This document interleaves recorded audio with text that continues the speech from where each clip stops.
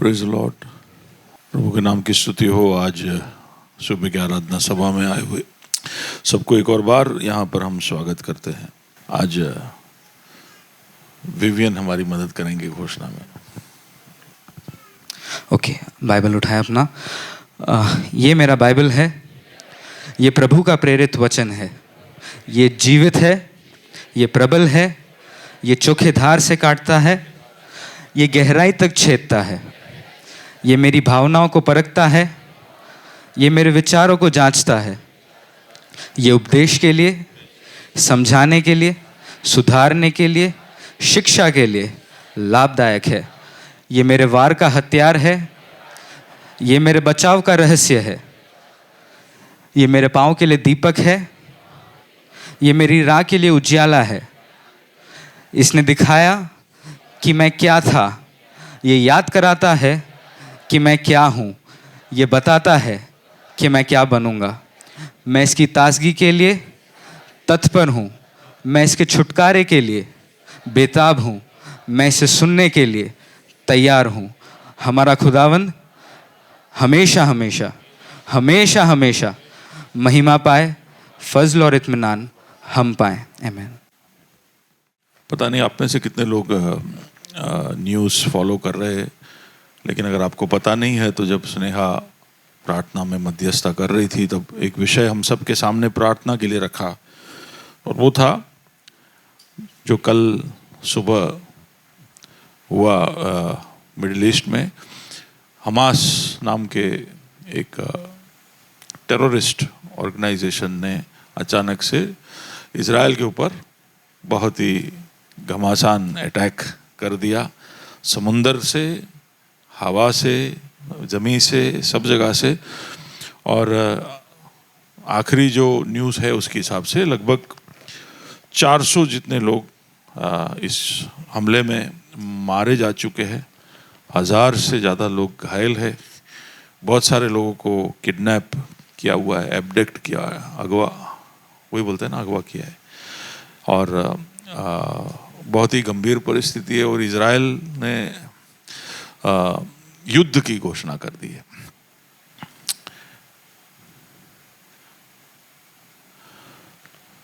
अब इस तरह के युद्ध हमारे चारों तरफ कई सालों से चल रहे हैं, और सबसे रीसेंट है लगभग 1 साल पहले जो रशिया ने यूक्रेन के ऊपर युद्ध किया, और वो जारी है, अभी भी युद्ध जारी है, वो युद्ध खत्म नहीं हुआ है। लेकिन इस इलाके में, मिडिल ईस्ट में जब कुछ होता है तो पूरे संसार में टेंशन फैल जाता है। यूक्रेन की वजह से भी हुआ, लेकिन अगर आपने न्यूज़ फॉलो किया होगा तो कल के न्यूज़ में आप देखोगे कि दुनिया के हर देश को कुछ कहना है। हर देश को इस युद्ध के बारे में कुछ कहना है। रशिया जो यूक्रेन पर हमला कर रहा है, वो हमला करने के बीच में हमला रोक के बोल रहा है इजराइल और पैलेस्टीन को कि भाई तुम लोग युद्ध मत करो, हम कर रहे हो अलग बात है, लेकिन तुम लोग शांति रखो, तुम लोग सब बंदूक बाजू में रखो। ऐसा क्यों? क्योंकि वो इलाका जो है इस संसार का हॉटस्पॉट है। क्यों पता नहीं, वहां पर कुछ भी होता है तो संसार के सारे लोगों को और उनके ध्यान को केंद्रित कर देता है। सारे अरब देश एक तरफ, और सारे देश जो इजराइल को सपोर्ट कर रहे हैं वो दूसरी तरफ। एक तरह से वहां पर होने वाला कोई भी वारदात संसार को 2 भागों में विभाजित कर देता है। क्लियर, अभी यूक्रेन है तो उधर क्लियर डेफिनेशन नहीं है कि किसके साइड में खड़े रहे, लेकिन इजराइल में कुछ भी होता है तो दुनिया 2 भाग में तुरंत ही बढ़ जाता है, और इसलिए सारे देश टेंशन में है। और इजराइल, आप मानो ना मानो, दुनिया का सबसे बड़ा डिफेंस मैन्युफैक्चरर है। सबसे ज्यादा वेपन्स बनाने वाला देश है। सारे संसार के सारे देश इजराइल से खरीदते हैं। तो जब वहां पर युद्ध होता है तो सब थोड़े से डर जाते हैं। तो उसका मतलब क्या है? हम यहाँ पर आज बैठे रविवार को आराम से, हम में से कई लोगों को पता भी नहीं कि ऐसा कुछ कल हुआ। हमारा रूटीन चलता गया और शायद सालों तक ऐसे चलता भी रहेगा। लेकिन क्योंकि ये एक ऐसा जगह है, एक ऐसा वारदात है जो एक विश्व युद्ध में बदल सकता है। मैं डरा नहीं रहा हूं, लेकिन ऐसे ही एक दिन हो जाएगा। इसलिए हम सबको प्रार्थना करना चाहिए।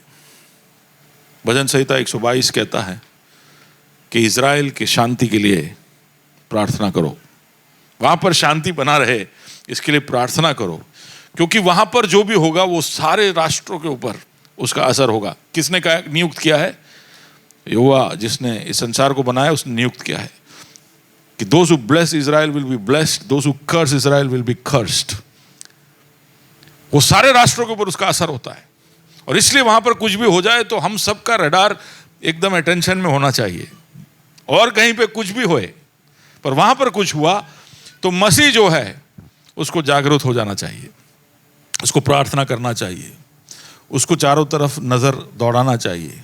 अब आप अपना रूटीन में बिजी हो, मेरा तो टारगेट है ये सेल का, मेरा तो ये सपना है, ये अरमान है, ये यहाँ पर पहुंचना है, ऐसे सब बोलकर आप बहाने नहीं बना सकते। आपको अलर्ट रहना पड़ेगा।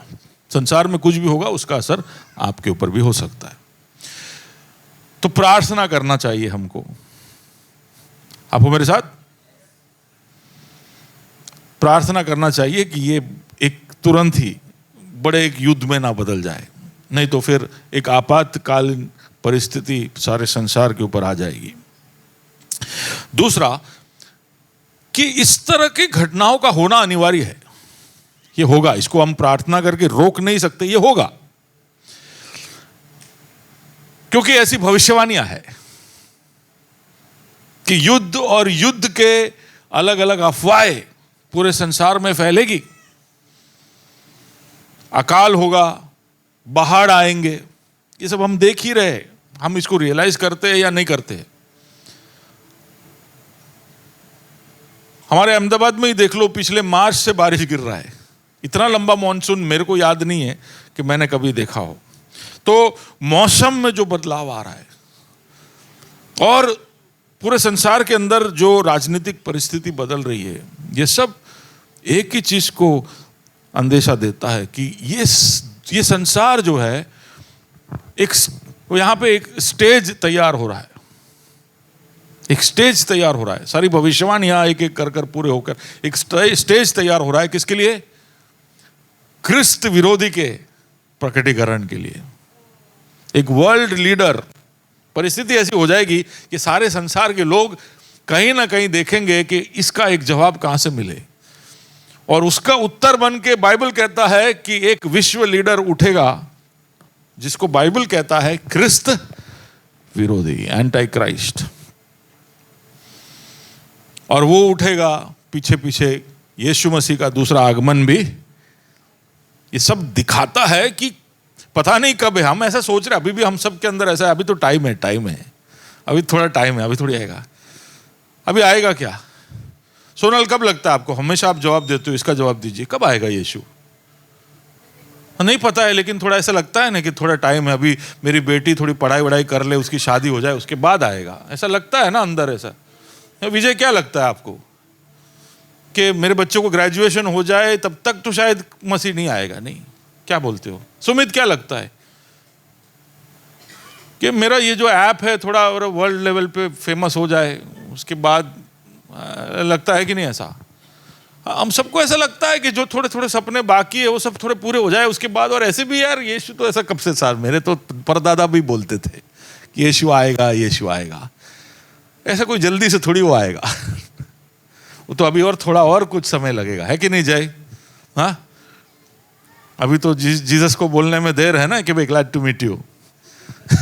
हाँ, थोड़ा देर है। तो हम सबको ऐसा लगता है कि कहीं ना कहीं, हालांकि परिस्थिति ऐसी लग रही है, लेकिन नहीं, अभी नहीं, इट्स नॉट द टाइम। वो गट फीलिंग नहीं आ रहा, वो इंट्यूशन नहीं आ रहा, वो कन्विक्शन नहीं हो रहा है। ये सब कोई मायने नहीं रखता है। यीशु का आना ऐसा एक क्षण भर में हो जाएगा। तो दूसरा है कि हमें तैयार रहना है, पहला है कि हमें प्रार्थना करना है, दूसरा है कि हमें तैयार रहना है। और जब हम प्रार्थना कर रहे हैं और खुद को तैयार कर रहे हैं यीशु के आगमन के लिए, क्योंकि यीशु का आगमन आ गया ना तो वो हमारे मौत के बराबर है। क्यों? क्योंकि वहां पर हम सबके चैप्टर का एंड होता है, हमारे विश्वास जीवन का दी एंड होता है, विश्वास जीवन का दी एंड होता है। फिर हम सब देखने वाले हैं। Hallelujah, hallelujah. जो विश्वास करता है वो देखता नहीं, अनदेखी चीजों के ऊपर विश्वास करना पड़ता है ना। तो हमारे विश्वास जीवन का अंत होगा तब जब यीशु लौट के आएगा। फिर अब हमें विश्वास करने की जरूरत नहीं, क्योंकि हम देखेंगे। आमीन। कितनों को भरोसा है कि हम देखेंगे? हाँ, अगर नहीं भरोसा है तो भरोसे के लिए तैयार करिए। यीशु का आगमन बहुत नजदीक है।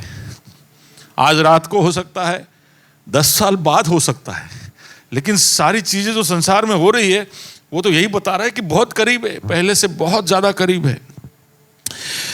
और जब हम प्रार्थना कर रहे हैं और तैयारी कर रहे हैं तो एक और चीज जो हमें करना है, क्योंकि ये चीज का होना बहुत जरूरी है, वो है मत्ती 24 और उसका 14। और वहां इस तरह से लिखा है, और राज्य का ये समाचार सारे जगत में प्रचार किया जाएगा कि सब जातियों पर गवाही हो, तब अंत आ जाएगा। यीशु मसीह के शब्द है, रेड लेटर, कि ये सब हो रहा होगा। तब एक और कंडीशन है, एक और चीज है जो इस संसार में पूरा होना है, फिर अंत आएगा। और वो ये है कि ये सुसमाचार की घोषणा इस संसार के सारे देशों में, सारे लोगों में की जाएगी। All Nations will hear of the gospel. यानी फिर हम सोच रहे कहीं कहीं कि जो आखिरी बच्चे तक जब तक सुसमाचार नहीं सुनेगा यीशु लौटकर नहीं आएगा, शायद उस तरह से सोचना। हर जाति के बारे में बोला है, हर राज्य के बारे में बोला है। आज इंटरनेट है, रेडियो है, टीवी है, ये सब दुनिया के हर इलाके में सुसमाचार को लेकर पहुंच चुका है। ये बाइबल खुद ही अलग अलग भाषाओं में इसका भाषांतरण होके इसके पूरे रूप में नहीं तो इसके कुछ ना कुछ भाग लोगों तक पहुंच चुके हैं। ये सुसमाचार की घोषणा रोज 24 घंटे रेडियो वेव्स में, टीवी वेव्स में, इंटरनेट के ऊपर से होते रहता है। तो मैं ऐसा समझता हूं कि हर जाति के ऊपर इसकी घोषणा हो चुकी है। जो भी समय अब हमें मिल रहा है वो सब ग्रेस है, अनुग्रह है, प्रभु के दया की वजह से है कि हमें थोड़ा और समय दे रहा है, थोड़ा और समय दे रहा है कि हम इस तीसरे चीज में भी भागीदार हो, ज्यादा से ज्यादा लोग यीशु मसीह के सुसमाचार को सुने। क्यों सुने? क्यों ये सुसमाचार है हम जानते हैं, लेकिन अगर किसी को यहां पर नहीं पता है कि ये सुसमाचार क्यों है तो उनको मैं बता दूं। ये सुसमाचार इसलिए है कि संसार में पापियों को बचाने के लिए आने वाला एक ही मसीहा है और वो है यीशु मसीह। बाकी सारे ग्रंथों में, बाकी सारे सोच विचार धाराओं में पापियों के ऊपर न्याय होता है। तुम अगर पापी हो तो तुम पर न्याय होगा, तुमने जैसे किया है उसके अनुसार को तुमको फल मिलकर ही रहेगा। लेकिन एक ही समाचार है जिसके अंदर, यानी ये कंपटीशन में नहीं है, ये सत्य है। हम ऐसा ना सोचे कि बहुत सारे ऑप्शन है, उसमें ये बेस्ट ऑप्शन है। बाजू वाले को बोलिए ये ओनली ऑप्शन है, this is the only option. हमको बनाने वाला खुदा नहीं चाहता कि हम पाप का जो दंड आ गया है उसको हम पाए।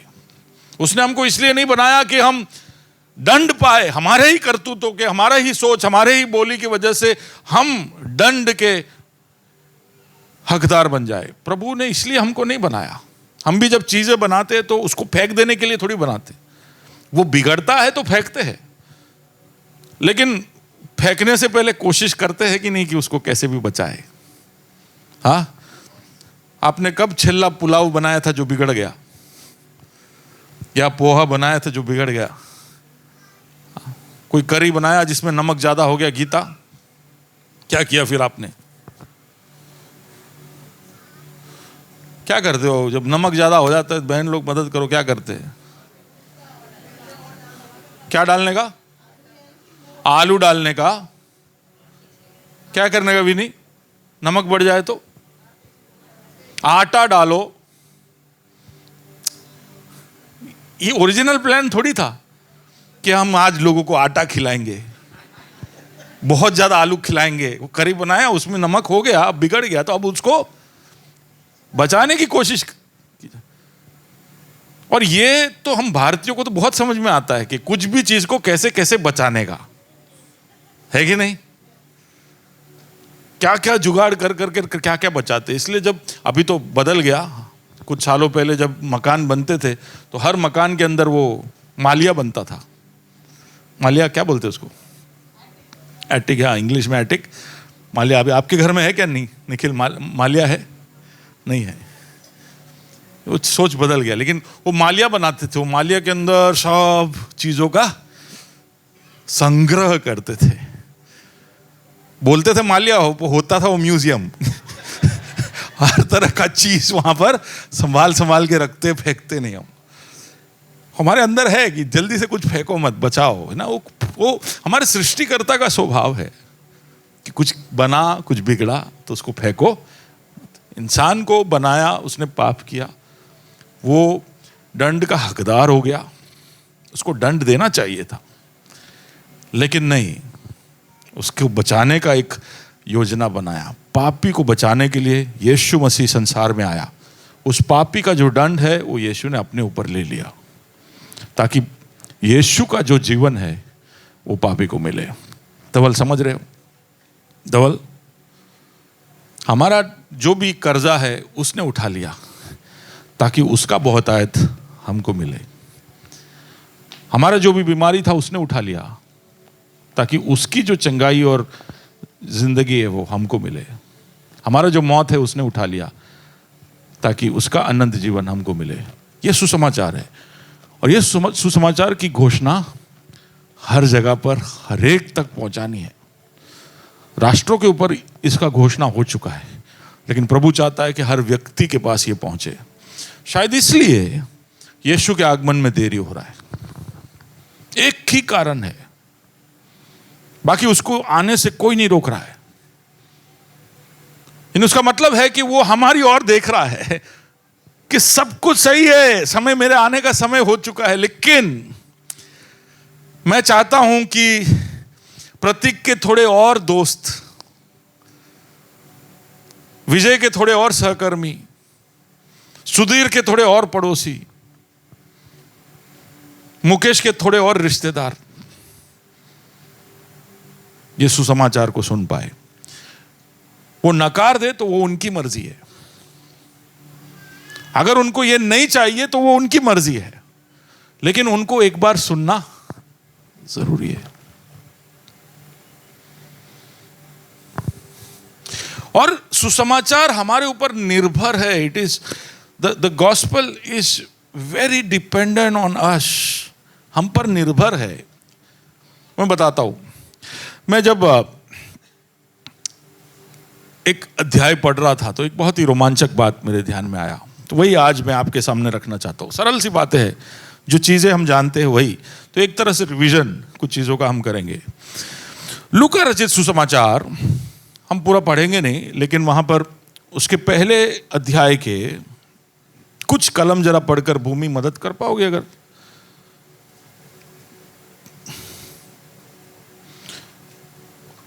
बाइबल माइक है उधर, या भी नहीं, आप कोई भी, आप में से दोनों में से कोई भी। लूका 1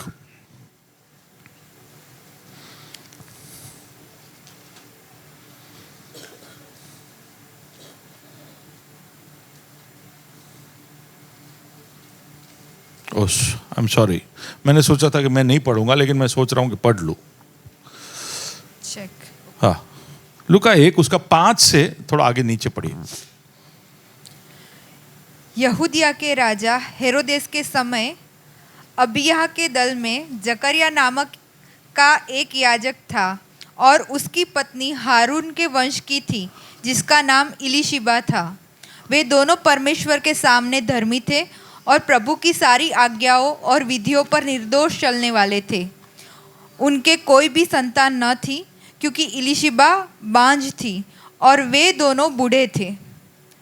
जब वह अपने दल की पारी पर परमेश्वर के सामने याजक का काम करता था, तो याजकों की रीति के अनुसार उसके नाम पर चिट्ठी निकली कि प्रभु के मंदिर में जाकर धूप जलाए। धूप जलाने के समय लोगों की सारी मंडली बाहर प्रार्थना कर रही थी।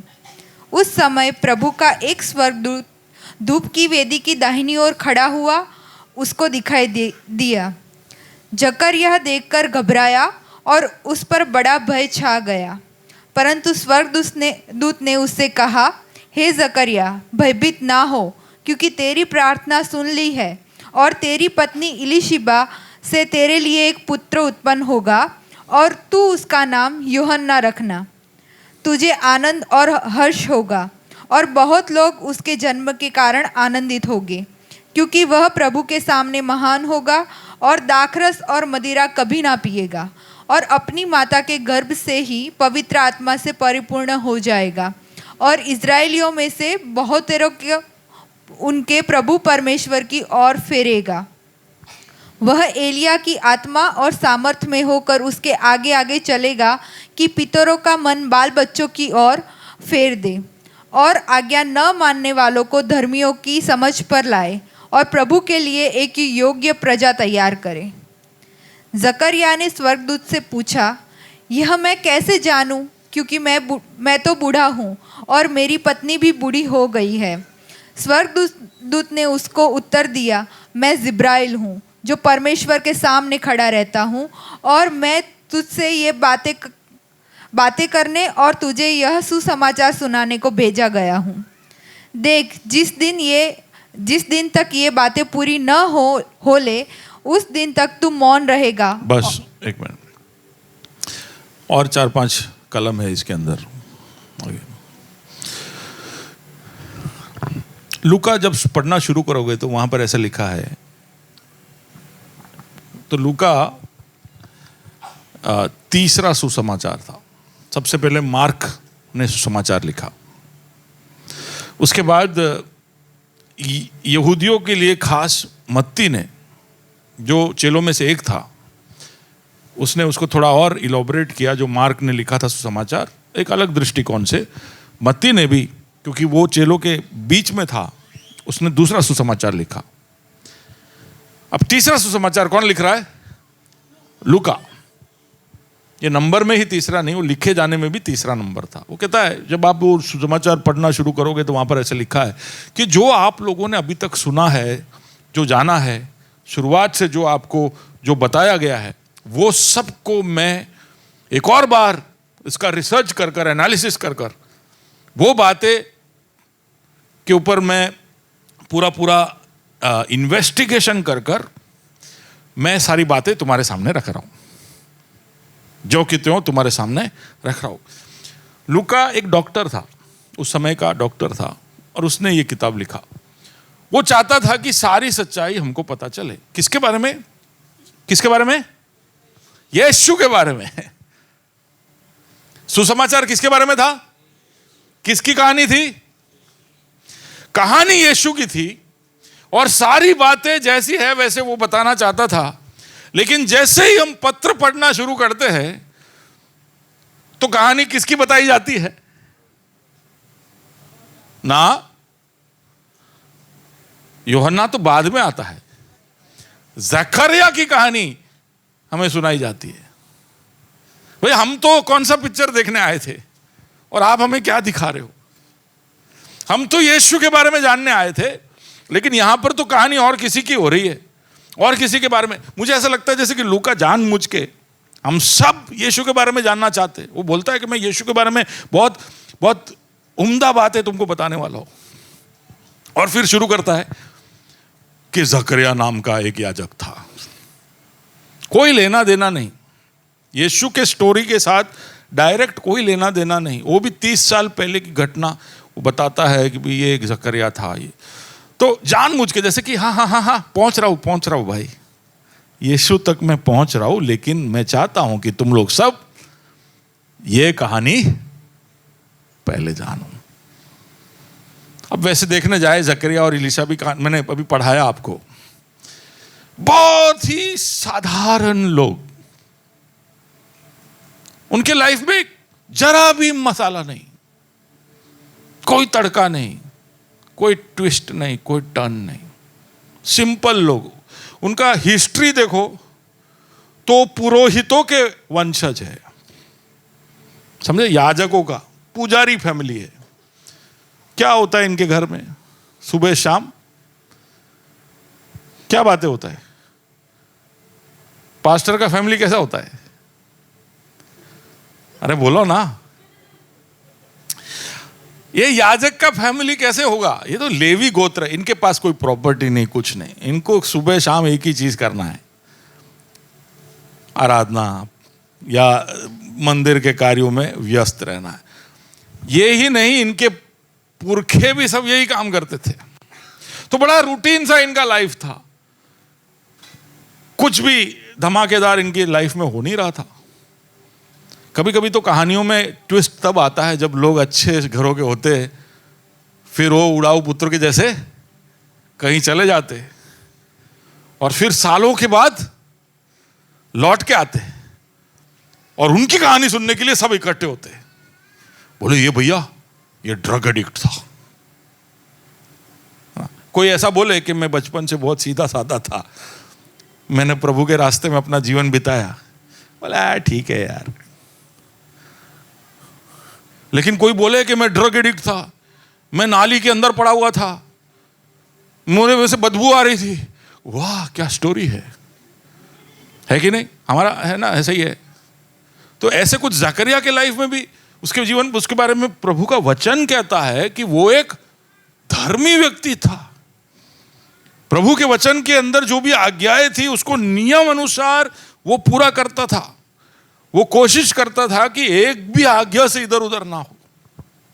सिंपल आदमी, और ये बुजुर्ग भी हो चुका था, उम्र में काफी आगे पहुंच चुका था। लेकिन लूका डॉक्टर जब यीशु की कहानी बताता है तब इस साधारण से दिखने वाले दंपति से यीशु मसीह की कहानी शुरू करता है। वो इसलिए कि सुसमाचार जब भी किसी के पास पहुंचता है उससे पहले एक व्यक्ति या दंपति पहुंचता है। आप हो मेरे साथ? सुसमाचार सीधा सीधा स्वर्ग से किसी के पास नहीं पहुंचता है। सुसमाचार जब भी किसी के पास जाता है तो पहले उस सुसमाचार का जो भी एजेंट है या मैसेंजर है या जो पोस्टमैन है या जो घोषक है वो पहले पहुंचता है। और कोई भी यीशु के बारे में जाने उससे पहले उस सुसमाचार को सुनाने वाले व्यक्ति को पहले the gospel always borrows a face. सुसमाचार हमारा चेहरा उधार में लेता है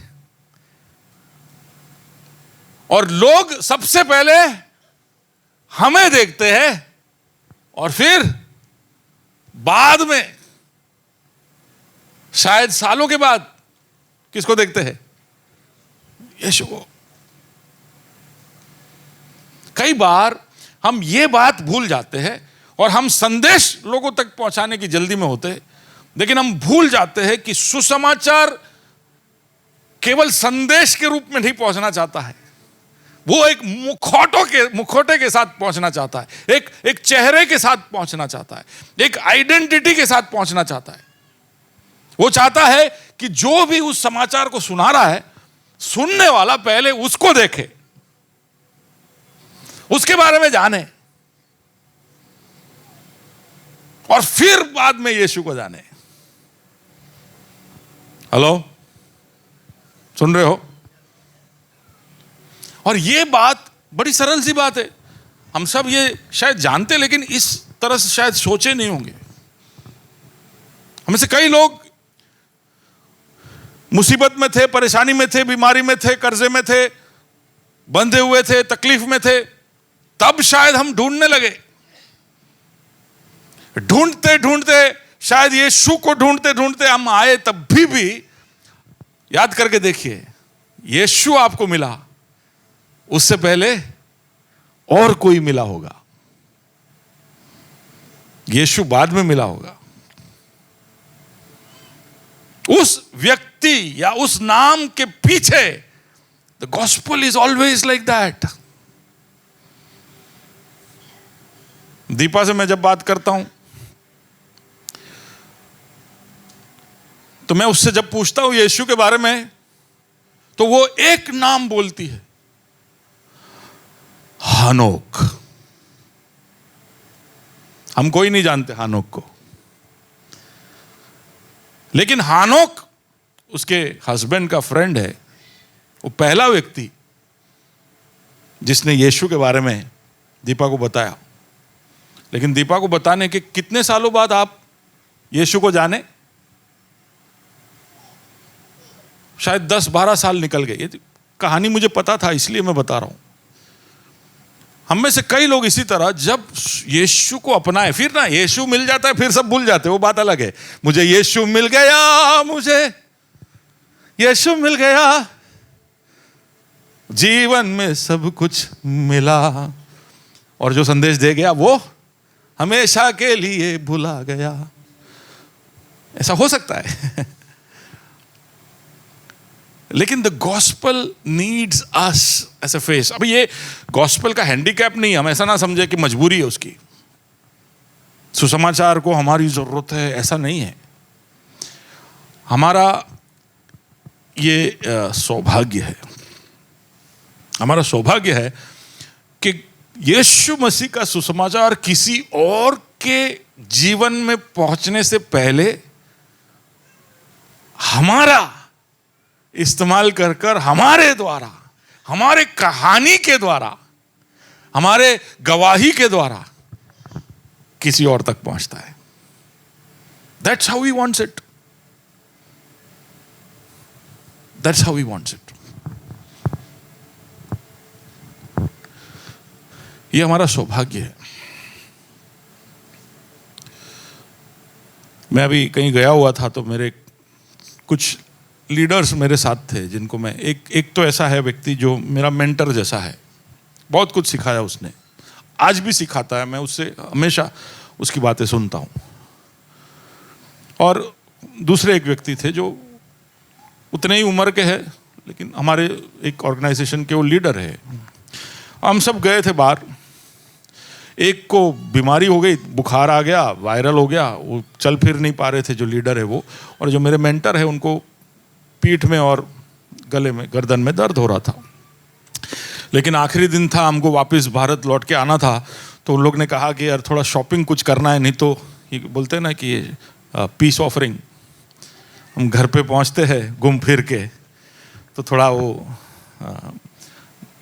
मेल का एक अर्पण, घर पे हम पहुंचे और बैग खोले और ये पीस ऑफरिंग दे दे, तो फिर अगला 2 दिन खाना अच्छा मिलता है। तो बोले थोड़ा शॉपिंग वॉपिंग कर लेना है। अब ये दोनों बीमार, इन्होंने कुछ डिमांड नहीं किया, इनको जाना था, मैंने देखा कि इनकी हालत ख़राब है, फिर दोनों को मैंने बोला आप लोग लेट जाओ। मेरे खुद की हालत कोई इतनी अच्छी नहीं थी, लेकिन फिर भी दोनों को अच्छी तरह से मालिश करके, एकदम फ्रेशन अप करके, उनके जो बैग है वो सब उठा के मैं इनके पीछे पीछे जा रहा था। उन्होंने मांगा नहीं, मेरे से डिमांड नहीं किया, लेकिन वो ऐसे लोग थे जिनका मैं सम्मान करता हूँ, जिन्होंने मेरे जीवन में निवेश किया है। तो उनके लिए वो जब मैं कर रहा था ना, तो मुझे बोझ लगा ही नहीं, बड़ी खुशी हो रही थी मेरे को। अब सोच के देखिए, ऐसे मैं ऐसे बैग वैग सब लेके इनके पीछे असिस्टेंट के या कूली के जैसे जा रहा हूँ, लेकिन मेरे दिल में बड़ी खुशी है, बहुत ही खुशी है, क्योंकि मैं उनके लिए कर रहा हूँ जिन्होंने मेरे जीवन में निवेश किया है ना। तो जब हम किसी व्यक्ति के लिए ऐसा सोच सकते हैं, तो मैं सोच रहा था कि सुसमाचार का एक कैरियर बनना, एक मैसेंजर बनना, एक दूत बनना, इससे भी कितना बड़ा सौभाग्य है।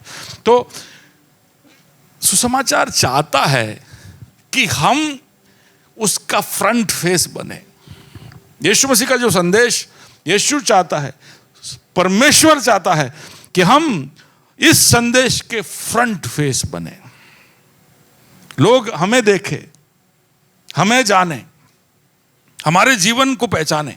इसलिए यहां पर जकरिया के बारे में इतना सब कुछ बताया है जो हमें जानने की जरूरत नहीं है, लेकिन बताया, जानो कैसे लोग। फिर पीछे यीशु का संदेश आ रहा है। दूसरा चीज जो मैं वहां पर देखा वो ये है कि जकरिया और एलीशबा की जो कहानी है उसका वहां पर होना इसलिए था क्योंकि उनके द्वारा एक पुत्र इस संसार को मिलने वाला था जिसका नाम था यूहन्ना।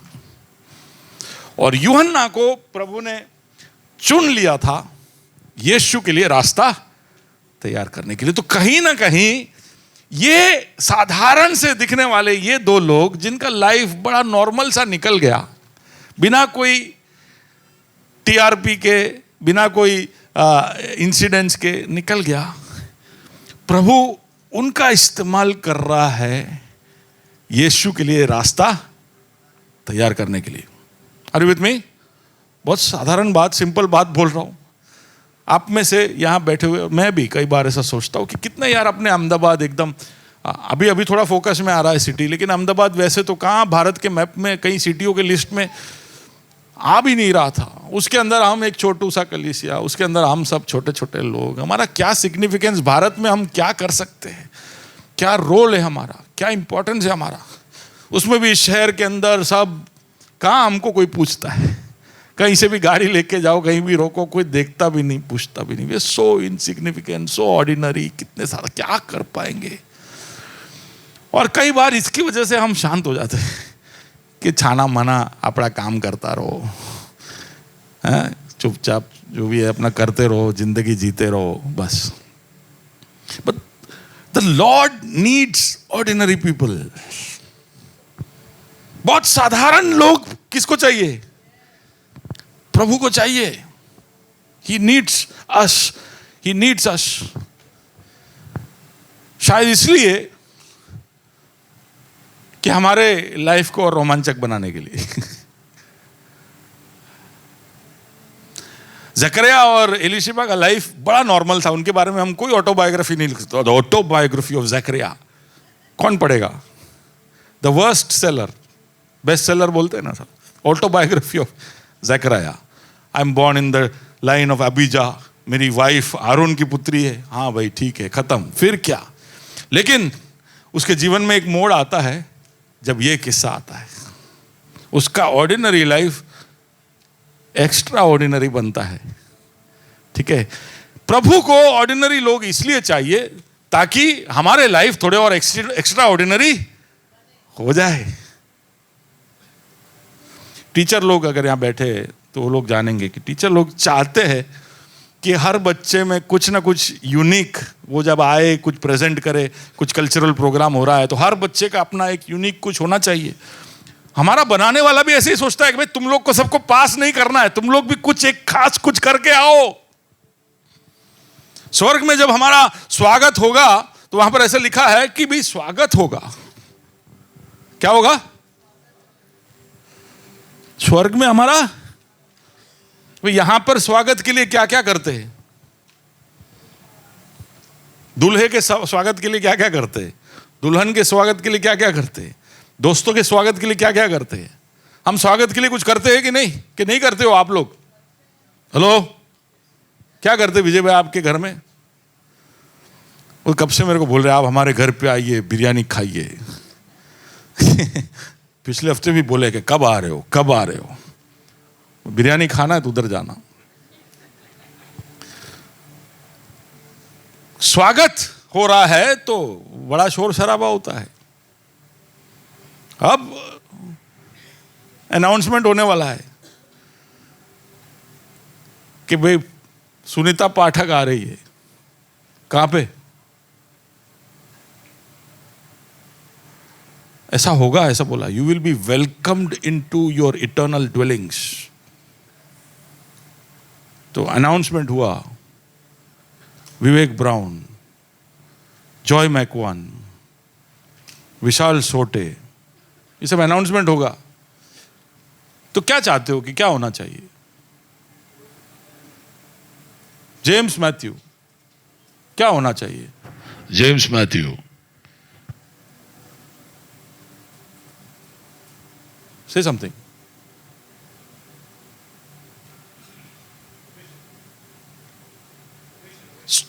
Ovation, sitting ovation, standing ovation. जब बोला जाए उमा देवी अहमदाबाद से आई है, तो सब लोग देख रहे कौन है भाई ये?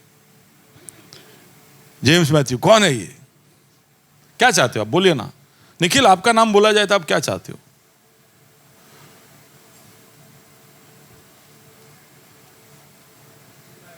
चिल्लाए लोग, कौन चिल्लाएगा आपके लिए? नहीं नहीं, बताइए ना। अरे अरे, हंसिए मत। कौन चिल्लाएगा आपके लिए? जो अहमदाबाद से है। अहमदाबाद से सब पहचानेंगे आपको, हैं? हाँ, जो आपके वजह से वहां पहुंचे हैं या आपको जानते हैं। जो आपको जानते हो वैसे, हाँ चलो चलो निखिल आ गया, ऐसा मैं देखूंगा तो बोला हाँ निखिल आ गया, ओके गुड गुड। लेकिन ज्यादा चिल्लाएगा कौन पता है? जो आपकी वजह से वहां पहुंचा है, कि हमको यहां पहुंचाने वाला है। बाजू वाले को बोलो कि कुछ लोग होने चाहिए जो वहां पर हुल्लड़ मचाए। सुन रहे हो?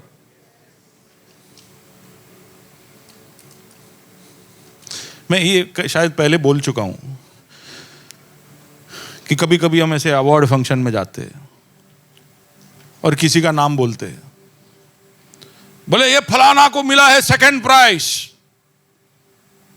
तो सब लोग देखते कौन है, लेकिन ताली वाली नहीं बजता है।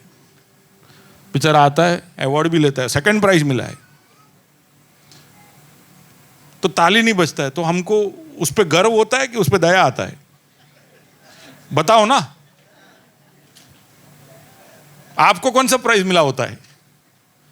हमको कोई प्राइज नहीं मिला होता है, पर इनको सेकंड प्राइज मिला होता है, फर्स्ट प्राइज मिला होता है। लेकिन जिसको कोई प्राइज नहीं मिला, वो जो प्राइज मिला उसके ऊपर दया खा रहा है। कुछ गड़बड़ है ना? कुछ गड़बड़ है ना? क्यों? यानी सही कब है? जब कोई प्राइज लेने आए तो जोरदार ताली, है ना रॉबर्ट? वो कब बजेगा? वो कब बजेगा?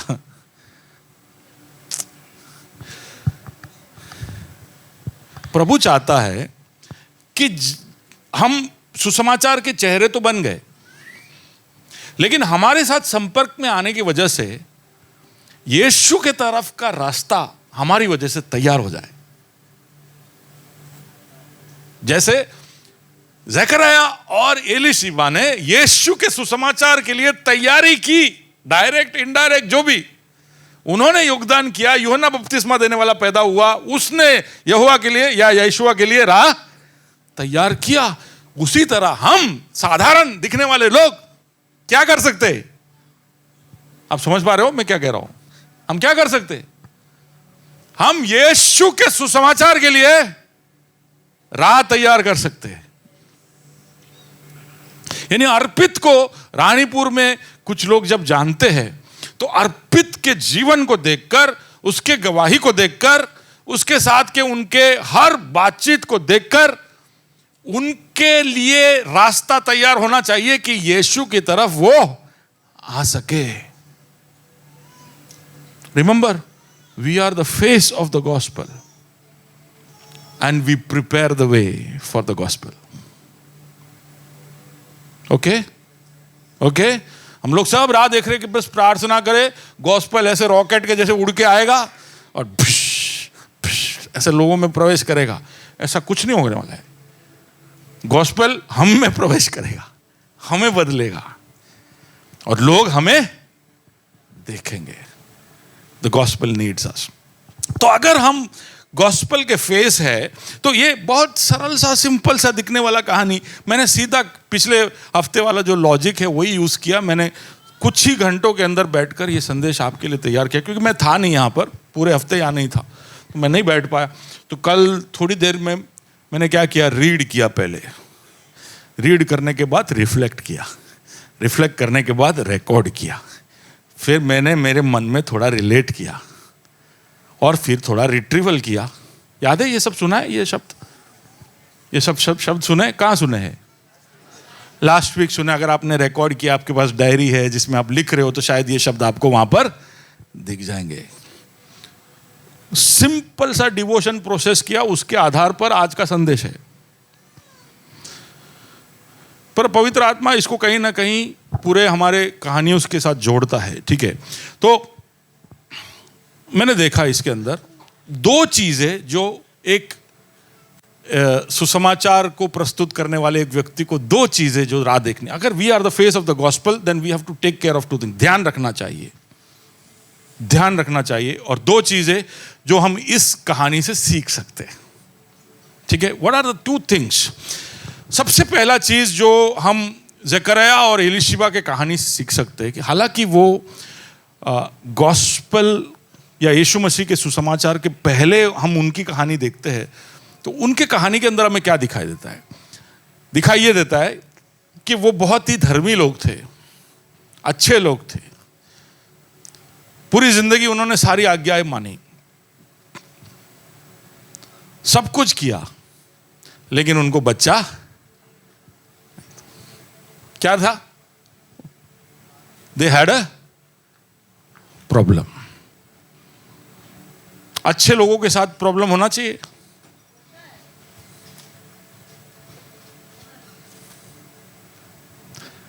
इतना धर्मी व्यक्ति जिसने किसी का कुछ बिगाड़ा नहीं, उसके जीवन में क्या है? एक ऐसा बड़ा प्रॉब्लम है। उस जमाने में बच्चा ना होना अपने आप में ऐसे लोग जैसे देखते जैसे कि कोई शराब लग गया है। बोलते थे या तो इसके कोई करतूत का फल है कि इनको बच्चे नहीं हो रहे, या तो फिर इनके जीवन में अभी भी ऐसा कुछ छुपा हुआ रहस्यमय पाप है, इसकी वजह से इनको बच्चे नहीं हो रहे। तो बहुत साधारण रूप से इस तरह के कंक्लूजन्स लोग बना देते थे। बहुत ही अपमानजनक एक परिस्थिति होता था वहां पर। आप एलीशिबा के शब्दों को जब सुनोगे तो वो बोलती है कि मेरे ऊपर जो अपमान था, रिप्रोच ऑन मी, क्यों? क्योंकि मैं बांझ हूं, मेरे बच्चे नहीं है। क्या उनकी तकलीफ या उनकी गलती क्या थी? क्या गलती थी? उनकी गलती यह थी कि वो धर्मी थे। उनकी गलती यह थी कि उन्होंने जैसे प्रभु चाहता है वैसे अपने जीवन को जिया।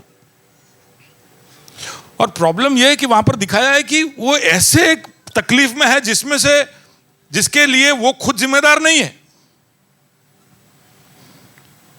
क्योंकि अगर वो बांझ है तो उसका मतलब है कि उसके शरीर में वो एबिलिटी ही नहीं है कि वो ऐसा कुछ बच्चा उत्पन्न कर सके, कोई ट्रीटमेंट हो सके जिसकी वजह से शी इज बैरन, इसका कोई इलाज नहीं हो सकता। अब वो बुढ़े भी हो चुके हैं, तो अब कैसे बच्चा होगा? तो यानी उनकी परिस्थिति इतनी निराशाजनक है, हताशाजनक है कि एक तो हमने सब कुछ संभाल कर किया, लेकिन देखिए ये हमारा क्या हालत हो गया है। हम में से कई लोगों के पास, देखिए सबसे पहला चीज जो मैंने बोला वो है कि आप you are the face of the gospel. ठीक है, लेकिन कई बार हम क्यों ये फेस नहीं बन पाते? क्योंकि हमारे जीवनों में क्या है? हेलो, हमारे जीवनों में क्या है? तकलीफ है, परेशानी है। हम बोल रहे हैं कि यीशु सारे संकट का हल है, लेकिन तो फिर हमारे जीवन का यह संकट, इसका क्या?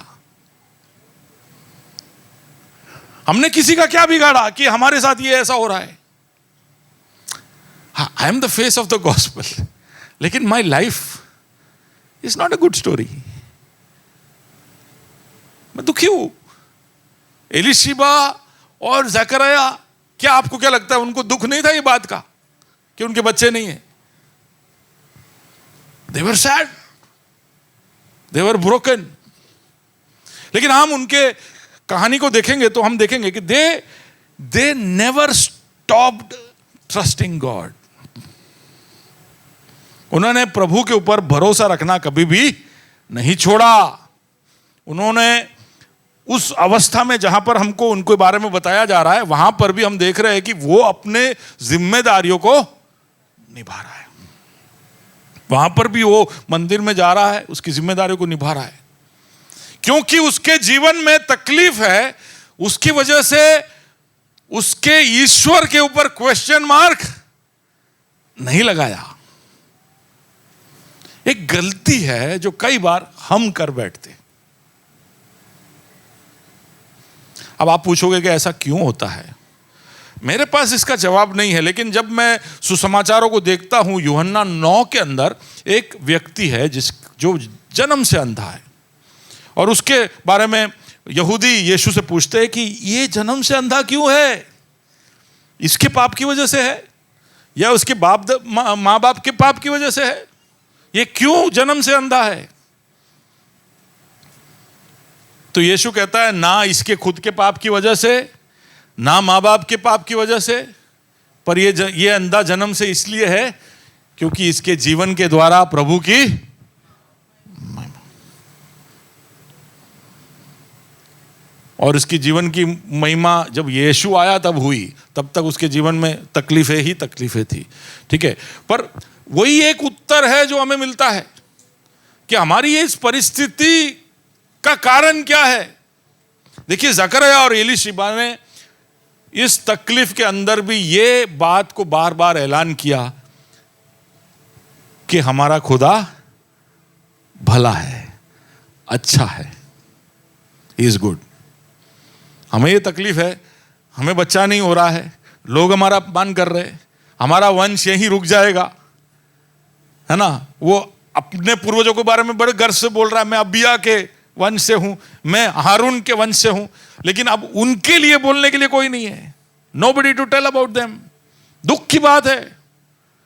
लेकिन इस परेशानी के बीच में जकरया और एलीशिबा एक दूसरे को बल देते हैं, कहते हैं कि हमारा खुदा भला है, नहीं है तो कोई बात नहीं, they are happy, they are serving. अगर आप गॉस्पेल के फेस हो तो ये एक टेक अवे है हमारे लिए। हमारे जीवन में परेशानी आ जाती है तो बस गॉस्पेल पे चौकड़ी लगा देते, भाई नहीं बोलना यीशु के बारे में, यीशु के बारे में। तब इसलिए गवाही के लिए तो क्या लाइन लगता है कि मेरे जीवन में गवाही है, मेरे जीवन में गवाही है, मेरे जीवन में गवाही नहीं है तो कोई कुछ बोलता ही नहीं। आज स्नेहा ने पूछा किसी को गवाही है? नथी अल्या, कई थतू नथी, कई बोलवा जेवू। अच्छा, इधर आप नहीं बोल रहे हो, लेकिन कहीं तो आप बोलिए, कहीं तो आप बोलिए। यीशु आपके लिए भला है, प्रभु आपके लिए भला है, अच्छा हो रहा है आपके साथ। बताते हो किसी को? बताते हो किसी को? नहीं, पर हमको उसकी भलाइया, उसके द्वारा दी गई बहुतायत से बढ़कर हमें क्या दिख रहा है? हमारे जीवन का वो एक बहुत बड़ा कांटा, एक बहुत बड़ा तकलीफ, बहुत बड़ी परेशानी। गलती क्या हमारी? कुछ नहीं, हम तो धर्मी हैं, लेकिन यह है सच्चाई है। तो हम ये कहानी से देखते हैं, if you are the face of the gospel, one thing that we need to have is we need to have relentless devotion.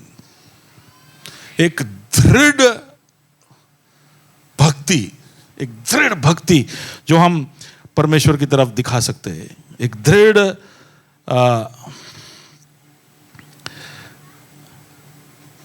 निष्ठा, एक कमिटमेंट जो हम प्रभु की तरफ दिखा सकते हैं। दूसरा कि ये सब के बीच में हम देखेंगे कि जकरया जो है वो मंदिर में जाकर मध्यस्थता कर रहा है, दूसरों के लिए प्रार्थना कर रहा है। अगर हम सुसमाचार के वाहक हैं, सुसमाचार के चेहरे हैं, तो एक चीज जो हम रोक देते हैं वो है प्रार्थना करना, प्रभु से बात करना, और खास करके दूसरों के लिए प्रार्थना करना। कि मेरा ही प्रार्थना वो नहीं सुन रहा है तो मैं दूसरों के लिए क्या प्रार्थना करूं? बराबर चिराग भाई? अरे આપણું સાંભળતો नहीं। दूसरे के लिए मैं एक बार बहुत सालों पहले यहाँ पर एक आईएएस ऑफिसर थे, नाम मुझे याद नहीं आ रहा है, तो उनके पास मैं एक सिफारिश के लिए गया। तो काफ़ी अच्छा हमारा पहचान था, मेरे फादर का उनके साथ पहचान था। आईएएस ऑफिसर, अपने चीफ सेक्रेटरी थे वो, Gujarat, no not Pandian, before that, याद नहीं आ रहा मुझे नाम। तो मैं उनके पास गया, मैंने कहा कि सर ये मेरे फ्रेंड के लिए एक सिफारिश है। तो उन्होंने कहा जियो तुम्हारे लिए कुछ है तो बोलो, दूसरों के लिए मैं नहीं करूंगा,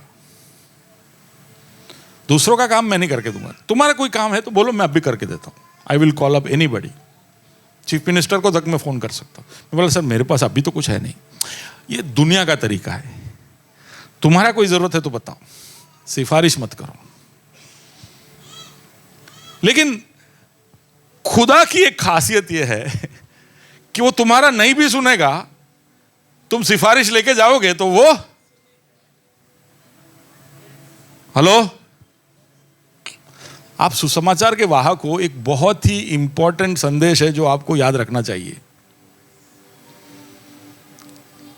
आप खुद के लिए मांगो और नहीं मिल रहा है इसलिए प्रार्थना रोक दिए होंगे, लेकिन एक बात आप नोट करके रखना, जब आप मध्यस्थता करोगे, दूसरों के लिए मांगोगे, तो हो सकता है, ज्यादा चांस है कि वो आपकी बात, शायद ऐसा ही कुछ मुझे, मेरे जीवन के अनुभव से बोलता हूं, मेरे लिए मांगता हूं मुझे शायद नहीं मिलता है, लेकिन दूसरों के लिए मांगता हूं ना तो जल्दी मिल जाता है। हालेलुया। ज़करिया भी इस बात को पहचान गया और इसलिए वो प्रार्थना करते रहा निरंतर। और प्रार्थना की जब उसकी बारी आई तो वहां पर लिखा है कि आलय के बाहर बड़ी भीड़ जमा थी और वो बहुत समय तक बाहर नहीं आया, तो लोग चिंतित हो गए कि ज़करिया को समय क्यों लग रहा है। मैं सोच रहा था कि ये क्या रोज का ऐसा है कि पुरोहित अंदर प्रार्थना में जाता है तो लोग बाहर खड़े रहते, लेकिन वो एक बहुत ही अनोखा एक घटना था वहां पर जो हो रहा था। ऐसा कोई भी याजक प्रार्थना, क्योंकि प्रार्थना तो निरंतर चलते रहता है, लेकिन ज़करिया जब अंदर गया तो एक बड़ा भीड़ गया। तो मैं समझता हूं कि उसके लोग, उसके प्रार्थना को लोग बहुत मूल्य देते होंगे, उसके जीवन को बहुत मूल्य देते होंगे। इसलिए जब वो प्रार्थना करने गया तो वहां पर भीड़ इकट्ठा हो गई और वहां पर जाकर ज़करिया ने प्रार्थना किया तो लोग जानना चाहते थे कि भाई कर लिया ना पास्टर मेरे लिए प्रे करना, ऐसे बोल तो दिया, लेकिन अगले दिन फोन करके पास्टर प्रे किया ना। इतना इधर ग्रेस में कोई पूछा नहीं है मेरे को आज तक, इतना विश्वास नहीं है मेरे प्रार्थना में लोगों को। वो कोई बात नहीं, लेकिन ज़करिया जा रहा होगा प्रार्थना करने तो लोग बोल रहे होंगे ज़करिया प्लीज मेरा ये वाला, मेरे बच्चे का, मेरे उसको गल्फ जाना है, उसको इधर नौकरी, उसकी शादी, सब बोल बोल के ज़करिया ऐसा नोट करते करते जा रहा होगा। ओके, जब मेरी बारी आएगी, जब वेदी के ऊपर मुझे इंसेंस तब धुआं निकलता होगा, तब मैं साथ में तुम्हारा नाम भी बोल दूंगा। और प्रभु का वादा था कि यहां पर जो प्रार्थनाएं उठेगी स्वर्ग की और उसका उत्तर मैं, पूरे इज़राइल के लिए उसने प्रार्थना किया और उसकी प्रार्थनाओं का उत्तर उसको मिला होगा। तब जाकर उतनी भीड़ वहां पर इकट्ठा होती थी कि भाई आज ये इसका चांस है, ये जरूर कुछ करेगा अद्भुत हमारे लिए। पर आप सोच के देखिए कितना और चैलेंजिंग हो जाता था कि बाकी याजक लोग प्रार्थना करते तो इतना प्रार्थना लोगों का उनका यहोवा सुनता नहीं होगा, लेकिन ज़करिया प्रार्थना करता है तो प्रभु, तो उसके लिए कितना मुश्किल होता है। आलो का कोई सांभळते मारे सांभळे पण मारा पोताने जे जरूर से मेरे खुद का जरूरत है। मैं भी कई बार प्रार्थना करता हूं, लोगों को बहुत फटाफट उत्तर मिल जाता है, फिर मैं सोचता हूं कि यार अपने को कब मिलेगा। इसलिए हमको एक दूसरे के लिए दुआ करना चाहिए। हेलो, इसलिए करना चाहिए कि तू मेरे लिए करना, मैं तेरे लिए करता हूं, जल्दी जल्दी हो जाएगा काम। इसलिए हर सोमवार से शनिवार को रात को 11:15 हम जूम पे थोड़ी देर प्रार्थना करते हैं अलग अलग विषयों के लिए, और उसके अलावा भी करना चाहिए, क्योंकि प्रार्थनाओं का एक बहुत बड़ा ताकत है और एक बहुत बड़ा रोल है हमारे जीवन में। जकरिया प्रार्थना करता रहा और प्रभु उसको उत्तर देता था, ऐसा मैं विश्वास करता हूं। और ऐसे से प्रार्थना करने से क्या होता है ना, दूसरों के लिए अपनी प्रार्थना करते और प्रभु प्रार्थना सुनता है, तो हमको एक बात का इत्मीनान हो जाता है कि प्रभु मेरी सुनता है।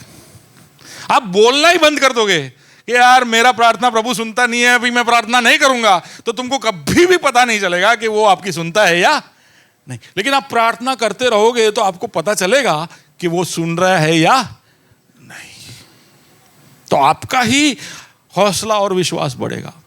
और जब आपको पता चलेगा कि वो सुन रहा है, तो उन विषयों के लिए जो सालों से आप प्रार्थना कर रहे हो, उन विषयों के लिए प्रार्थना करते रहने के लिए आपका हिम्मत बढ़ेगा। आप हो मेरे साथ? और उसी के अंदर उस प्रार्थना के द्वारा शायद वो असंभव बातें भी संभव हो जाएगी, जैसे जकरिया के लिए हुआ। रिकी सुन रहे हो? उसने उसके जीवन की परिस्थिति की वजह से प्रार्थना करना बंद नहीं किया, प्रभु के ऊपर भरोसा करना, भक्ति करना। अब ये अगर आप if you are the face of the gospel, आप अगर गॉस्पल या सुसमाचार के चेहरे हो, तो ये दो चीज में आपको ध्यान रखना चाहिए। अगर आपका खुद का भक्ति, आपका खुद का भरोसा प्रभु पे नहीं है, तो आप नहीं सुसमाचार सुना पाओगे। आप खुद प्रार्थनाएं छोड़ दिए हैं, तो उसका मतलब है कि आपको प्रभु की भलाई के ऊपर ही, उसके कैरेक्टर के, उसके इंटेंशन के ऊपर ही डाउट है, उसकी इच्छा के ऊपर ही डाउट है। तो अगर आप सुसमाचार सुनाना चाहते हो, तो ये दो क्षेत्र में आप जरूर बदले कि मैं प्रभु के भलाई के ऊपर कोई भी तरह का सवाल नहीं उठाऊंगा। मैं एक दृढ़ निष्ठा और एक दृढ़ विश्वास के साथ प्रभु के सामने आऊंगा। आमीन। मैं जिसके बारे में बोल रहा हूं वो कौन है और वो कैसा है, उसके ऊपर मैं पूरा भरोसा रखूंगा। मेरी जिंदगी की हालत कैसी भी हो, मेरी परिस्थिति कैसी भी हो, मेरा बीमारी कैसा भी हो, मेरा कर्जा कितना भी भारी हो, लेकिन वो कभी ना बदलने वाला है, और इसलिए उसके बारे में बोलते रहूंगा। वही भरोसा, वही निष्ठा, वही भक्ति, वही समर्पण जकरिया के लिए सुसमाचार में बदलता है। हालेलुया।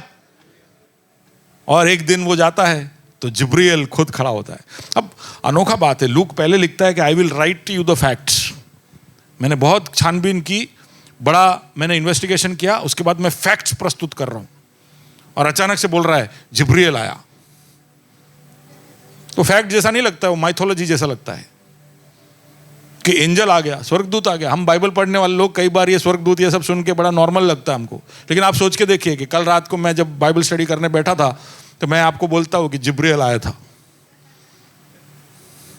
तो आप लोग बोलोगे कि आपका लेट नाइट फ्लाइट था क्या, कुछ गोली वोली खाया था क्या पहले आपने? नहीं, क्योंकि वो फैक्ट जैसा नहीं लग रहा है, but that is how God is. God एक फैक्ट है, स्टोरी नहीं है। सुन रहे हो? बाजू वाले को, God is not a story. कई बार हम ये सबको एक स्टोरी बना देते हैं। It is not a story, it is a fact.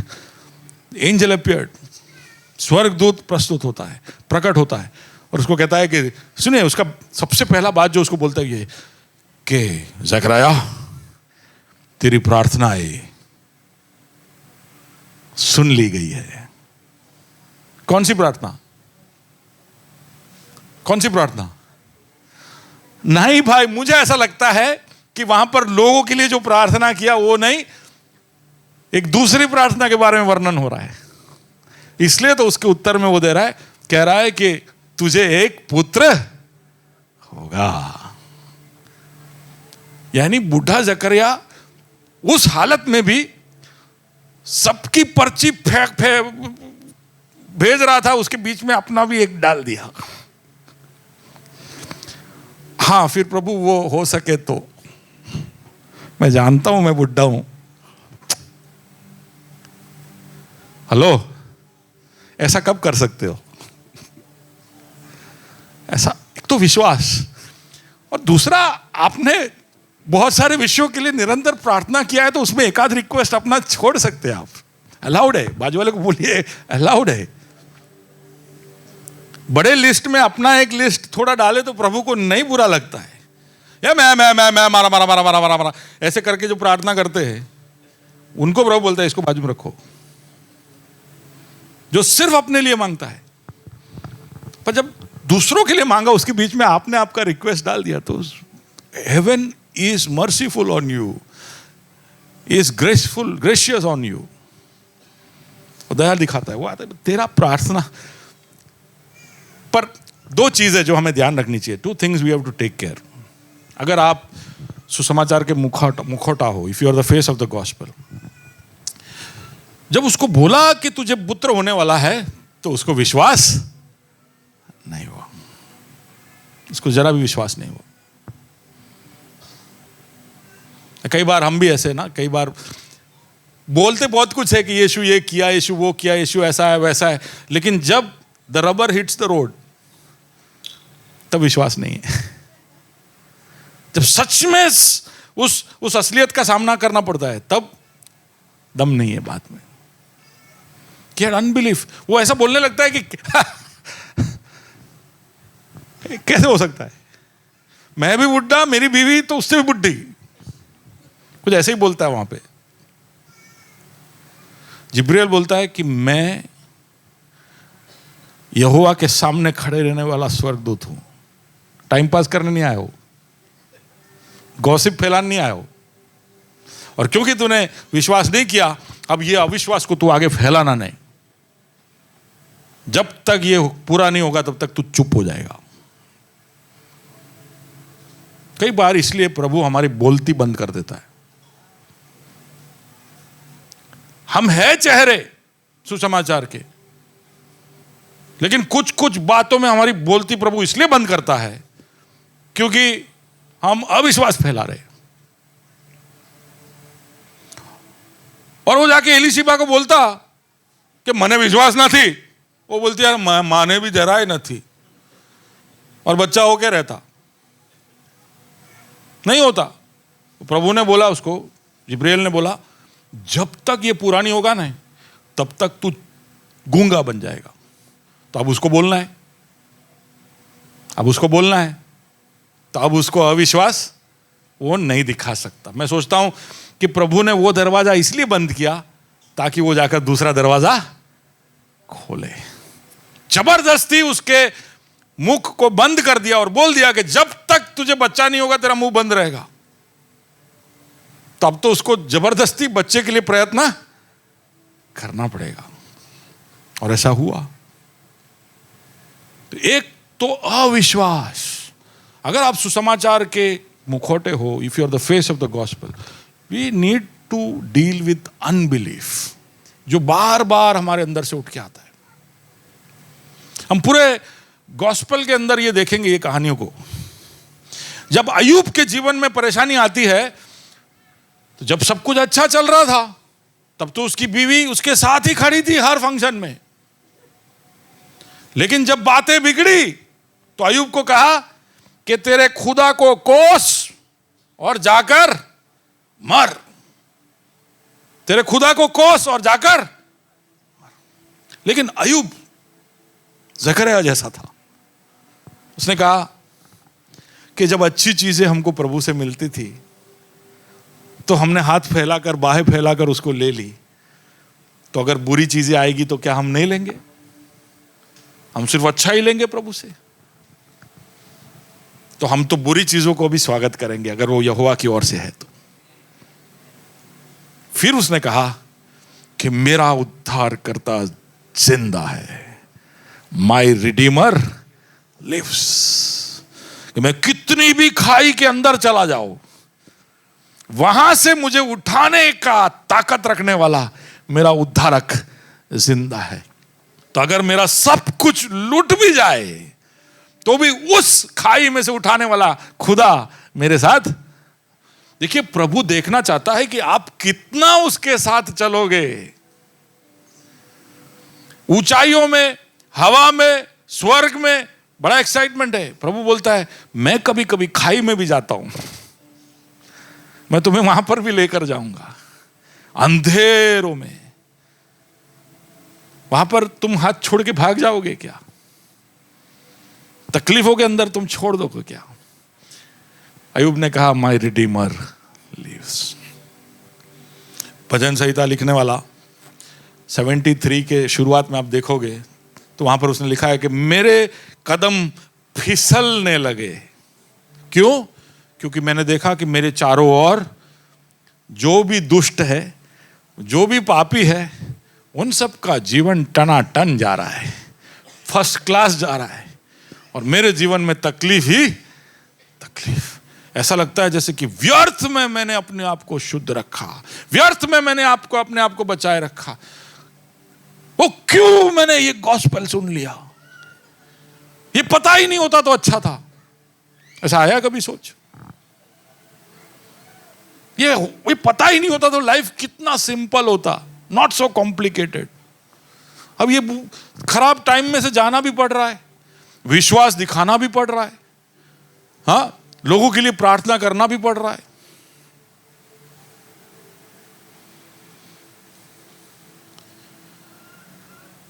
एक चीज जो हमको निकालना है वो है अविश्वास। दूसरा, एलीशिबा के बारे में वहां पर लिखा है कि एलीशिबा जब गर्भवती हुई तो वो 5 महीने के लिए छुप गई। ऐसा लिखा है, she hide for.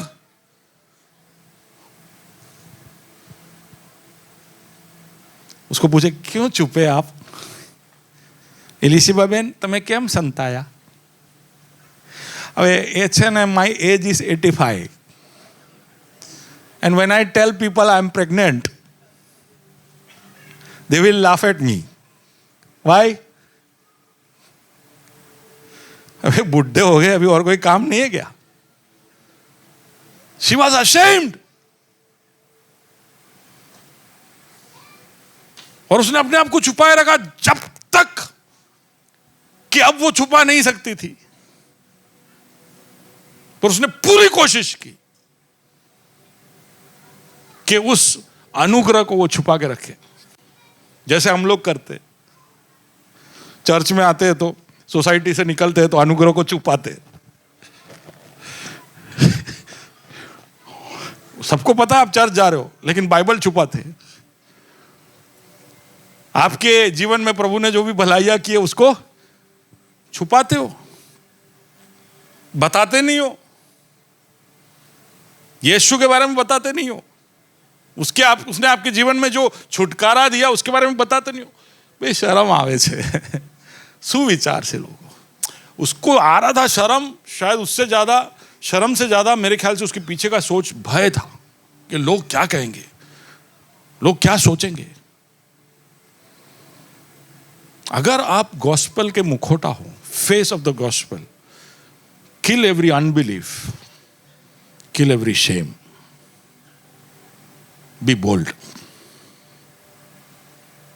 be bold. प्रभु ने कुछ आपके लिए किया है तो उसके बारे में बिना कोई लज्जा के, शर्म के उसको बोलना चाहिए।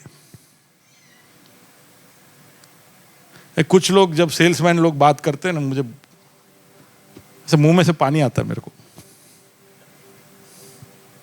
वो फिनाइल विनाइल सब बेचने आते हैं लोग, मेरे पास आते कभी कभी फैक्ट्री पे सेल्समैन लोग, एकदम रद्दी प्रोडक्ट होता है उनके पास, लेकिन आसमान का कॉन्फिडेंस। हमारे पास आसमानी प्रोडक्ट है और रद्दी कॉन्फिडेंस। बाजू वाले को बोलो नहीं चलेगा, नहीं चलेगा। कब तक छुपाओगे? The gospel needs you. Luka बता रहा है कि आप सुसमाचार के चेहरे हो। You are the face of the gospel. और हमारे पास ये सब रीजन है कि भाई मेरे जीवन में बड़ी समस्या है, मैं कैसे सुसमाचार सुनाऊं, मेरा खुद का लाइफ का हालत ऐसा है, ये मेरे लिए सुसमाचार बना नहीं। अरे झूठ बोल रहे हो आप। देखिए जकरिया को, आपको सरकमस्टेंसेस, आपके हालातों को देख के नहीं ईश्वर के ऊपर सर्टिफिकेशन करना है, जजमेंट करना है। जकरिया और एलीशिबा ने तय किया कि भले हमारी हालत कैसी भी हो, हम प्रभु को नहीं छोड़ेंगे, क्योंकि हम जानते हैं कि और कहां जाए, और कहां जाए। जो प्रभु को छोड़ के जाता है वो ऐसे दिखा रहा है जैसे कि हमारे पास दूसरे ऑप्शन है। कौन सा ऑप्शन है? तो नहीं है हमारे पास ऑप्शन, यही सही ऑप्शन है। हम सब कुछ देख नहीं सकते, we may not understand everything कि क्यों हो रहा है, क्या हो रहा है, लेकिन वो भला है, उसको हमसे ज्यादा बुद्धि है, हमसे ज्यादा समझ है, और हमारे खुद के बारे में जो हमारी चिंता है उससे बढ़कर उसकी हमारे बारे में चिंता है। अय्यूब के जैसे कहे कि वो मेरा उद्धारक है जो जिंदा है ना। So let us not hide behind this things. हमारे अविश्वास के पीछे, हमारे शर्म के पीछे, हमारे डर के पीछे सब हम ना छुपे। हम याद रखें कि हम वो सवारी है जिसके ऊपर बैठकर सुसमाचार किसी के पास पहुंचता है। आमीन। स्वर्ग में वो वेलकम चाहिए कि जब आपका नाम बोला जाए तो जोरदार कोलाहल हो, हुल्लड़ मचे। तो उसके लिए आपको मेहनत यहां करना पड़ेगा। वहां पर आप स्वर्ग में ऐसा ऐसा ऐसा ऐसा करोगे तो कोई ताली नहीं बजाएगा। कुछ लोग जब जाते होते हैं स्टेज में तो ऐसे ऐसे करते कि बजाओ बजाओ ताली। देखो मैं इतना कर रहा हूं तो भी कोई नहीं बजा रहा है। स्वर्ग में आपको कोई जानेगा नहीं, तो वो दया से भाव से कोई बजा दे तो I don't like it, I don't want it, I want to be welcomed. हाँ, सब ताली बजाने चाहिए। I mean that's the welcome I want. आमीन। Will you be the face of the gospel? I want to read that verse जो हम पिछले 3 हफ्ते से पढ़ रहे, कंक्लूडिंग।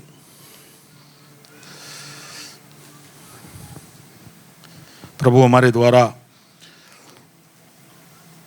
लोगों के जीवन में अपने सुसमाचार को लेकर पहुंचे और हम उसका सवारी बने। चीज़ें बहुत बदल रही है, थिंग्स आर चेंजिंग फास्ट। बोले नहीं, अभी हम जब बात कर रहे तभी भी युद्ध जारी है। कब किस दिशा में ये बदलेगा हमें पता नहीं। We need to pray, we need to prepare, but we also need to preach. हमें ये सुसमाचार का प्रचार करना है। वो कैसे? हमारा जीवन ही प्रचार करते जा रहा है निरंतर। रेवलेशन चैप्टर 3 वर्स 2-3, सरदिस को लिखी हुई पत्र के अंदर, जागृत हो और उन वस्तुओं को जो बाकी रह गई है और जो मिटने को है उन्हें दृढ़ कर। अगर थोड़ा बहुत इस सुसमाचार सुनाने की इच्छा तुम में बाकी रह गई है तो उसको दृढ़ कर। I want to be that face, I want to be that rabbit salesman who tells about Jesus, जो बिना हिचक के, बिना शर्म के, बिना अविश्वास के लोगों को मेरे यीशु के बारे में बताओ। जागृत हो और उन वस्तुओं को जो बाकी रह गई, गिव मी ए, बाकी रह गई है और जो मिटने को है उन्हें दृढ़ कर, क्योंकि मैंने तेरे किसी काम को मैंने तेरे किसी काम को अपने परमेश्वर के निकट पूरा नहीं पाया। इसलिए स्मरण कर कि तूने किस रीति से शिक्षा प्राप्त की और सुनी थी, और उसमें बना रहे और मन फिरा। जागृत हो, बाकी रह गए उसको दृढ़ कर, स्मरण कर और मन फिरा। चेतावनी, और यदि तू जागृत न रहेगा तो मैं चोर के समान आ जाऊंगा और तू कदापि न जान सकेगा कि मैं किस घड़ी तुझ पर आ पड़ूंगा। अपने स्थानों में खड़े हो जाए। मैं जानता हूं एक सरल संदेश, लेकिन आप सोचने जाए तो गहरी बातें उसमें थी। क्या मैं इस सुसमाचार के लिए एक चेहरा हूं? The gospel wants to borrow our face. इसलिए नहीं कि उसमें ताकत नहीं है, पर इसलिए कि वो चाहता है कि हम भी शामिल हों। अब दूर नहीं है किनारा, धीरज को हमारे बढ़ाना, जीवन की हमारी इस नैया को भवसागर में खोने न देना। अब दूर नहीं है किनारा, धीरज को हमारे बढ़ाना, जीवन की हमारी इस नैया को भवसागर में खोने न देना। एक प्रार्थना स्वर की ओर उठाए, कहे प्रभु जी हमारे नैया को इस भवसागर में, इसमें उठने वाले तूफानों में और उफानों में खोने न देना। हमारे जीवन में आने वाले मुसीबतों में, तकलीफों में, परेशानियों के बीच में हमारे नैया को खोने न देना। हमारी जिम्मेदारियों को निभाने के लिए तू हमारी मदद करना। उस जकरिया के जैसे तुझसे हमारी बातें निरंतर चलती रहे, क्योंकि उसी के बीच में से कहीं पर हमारा उत्तर भी हमें ढूंढता हुआ आएगा। जब उत्तर हमारे पास पहुंचे तो ऐसा ना हो कि हमारे अंदर अविश्वास पाया जाए। तूने कहा कि मैं जब पृथ्वी पर लौट कर आऊंगा तो क्या विश्वास को पाऊंगा। उस विश्वासियों के झुंड में मेरा भी गिनती होने देना खुदा, मेरे नैया को तू खोने ना देना। अब दूर नहीं है किनारा, धीरज को हमारे बढ़ाना, जीवन की हमारी इस नैया को भवसागर में खोने न देना। हम है तेरे हाथों की रचना, हम पर रहे तेरी करुणा, तन मन धन हमारा तेरा है, इन शैतान को छूने न देना।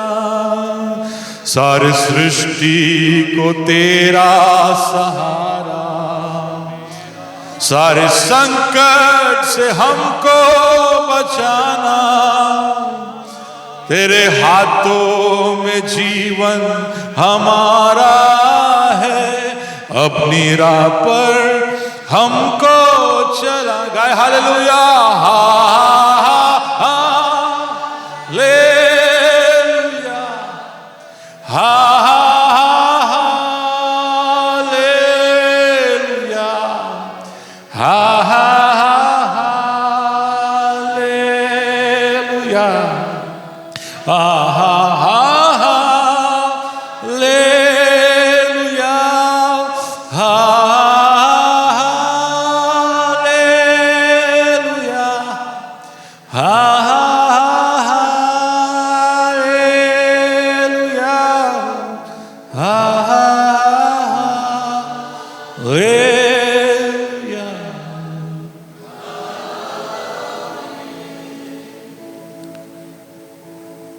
हमारी जिंदगी का हर विषय, हर पहलू, हर क्षेत्र तेरे लिए स्तुति का एक कारण बन जाए, एक जरिया बन जाए। हर कण कण से तेरे लिए हालेलुया उठे। ऐसा होने दे खुदा। हम हमारे चेहरों को, हमारे आइडेंटिटी को प्रभु जी तुझे देते हैं, ताकि हमारे द्वारा ये सुसमाचार दूसरों तक पहुंचे। हम सब की तू मदद करना, यहाँ बैठे हुए हर एक की तू मदद करना। महिमा तू प्राप्त कर यीशु के नाम से, आमीन।